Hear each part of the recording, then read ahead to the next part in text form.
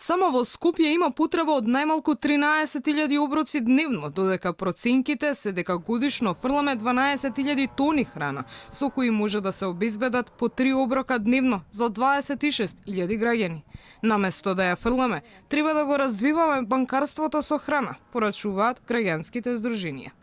70 до 80.000 луѓе веќе имаат 2 до 3 оброка неделно.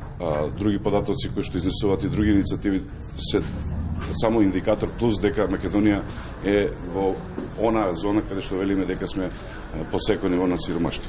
Домаќинствата се најголеми расфрлачи на храна, бидејќи значаен дел од нашата храна што останува во фриждерите пред одмори, после одмори ја фрламе.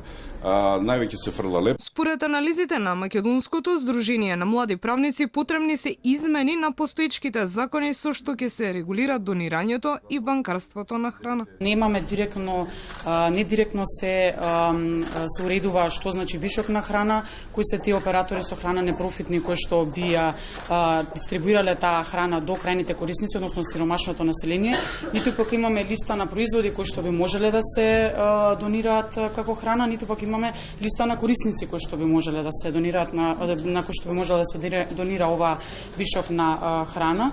Македонија има голем потенцијал за развој на ваквото банкарство, порачуваат од најголемата светска мрежа на банки за храна.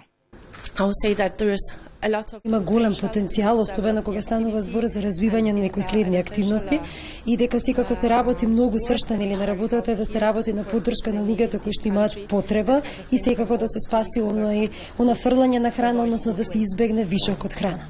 Македонија е рангирана на 8-то место во светски рамки по количина фрлена храна според бројот на жители. Околу 30% од храната произведена или увезена во земјава никогаш не се конзумира.